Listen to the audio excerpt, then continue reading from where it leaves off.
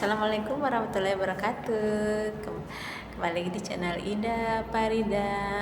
Sahabat semua, mudah-mudahan dalam keadaan sehat walafiat, selalu diberkahi oleh Allah Subhanahu wa taala dan dimudahkan rezekinya dan lancarkan segala usahanya. Amin ya rabbal alamin. Kali ini saya ingin kembali berbagi tips tentang bagaimana mengatasi terkena zat kimia pembersih karat. Ya. Kebetulan ini pengalaman saya pribadi juga ya. Jadi hari itu, sebelum saya memberikan tipsnya, saya ceritakan dulu asal muasalnya ya. Jadi ceritanya hari itu tuh hari libur, suami ada di rumah, saya ada di rumah lagi pengen bersih rumah sudah.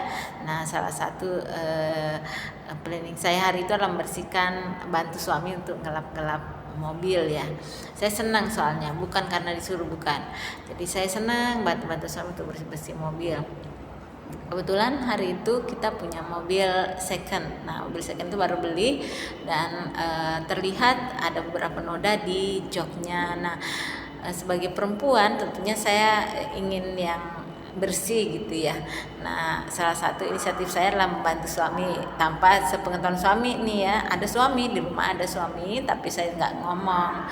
Nah, jadi saya ambil tuh alat pembersih karat yang di suami bawa ke rumah kan, beli untuk memang bersih bagian-bagian yang dari mobil yang ada noda-noda atau karat gitu ya.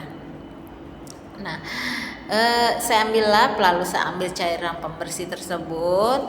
Nah, saya kan nggak tahu kalau bahan itu tuh sangat berbahaya ya, sahabat. Alat pembersih karat itu kan zat kimia yang tajam.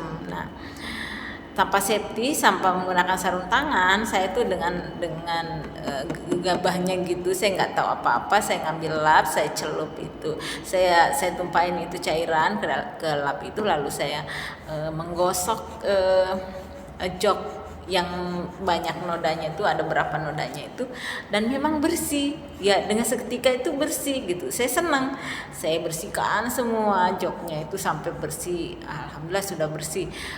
Saya belum merasakan apa-apa, tapi entah kenapa setelah saya selesai, tangan saya terasa perih, dan itu perihnya nggak bisa saya gambarkan, perih banget perihnya, sampai saya merintih-rintih berteriak-teriak ke suami, minta dibawa ke rumah sakit, minta dibawa ke klinik untuk diatasi.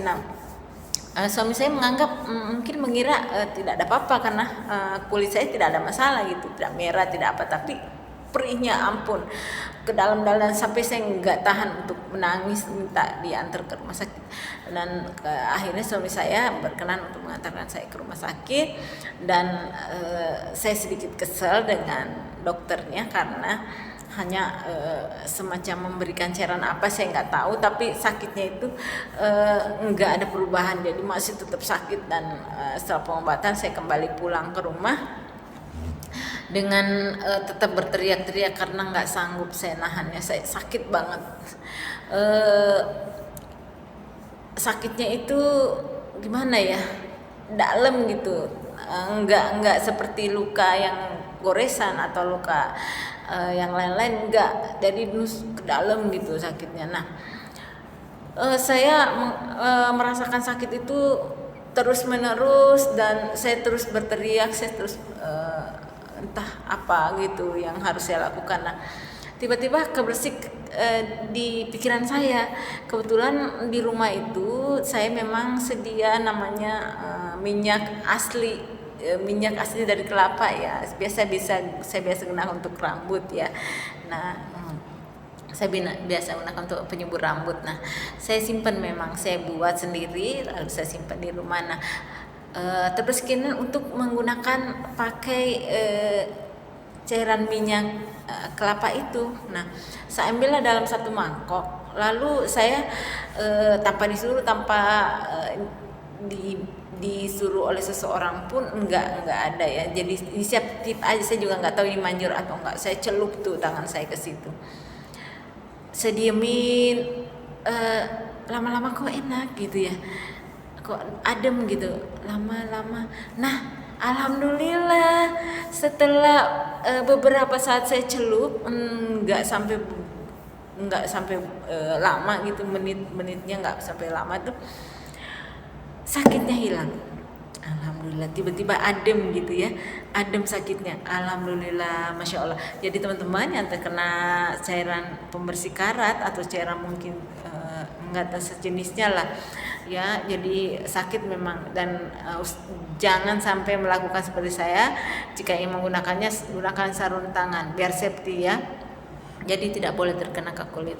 Nah, itu kesalahan saya. Nah, itu pengalaman saya juga dan tidak akan terulang ya, karena itu sangat sakit sekali.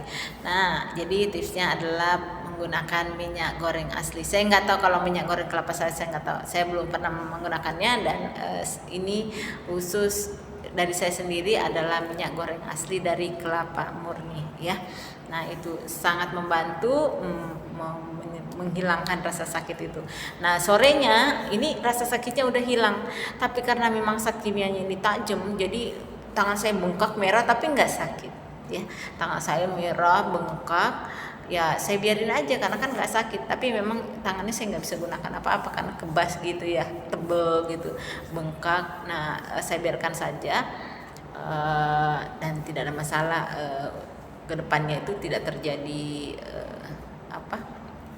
tidak terkelupas, tidak tidak, jadi hanya hari itu merah bengkak, setelah itu tuh bengkaknya hilang dan kembali seperti biasa. Alhamdulillah ya.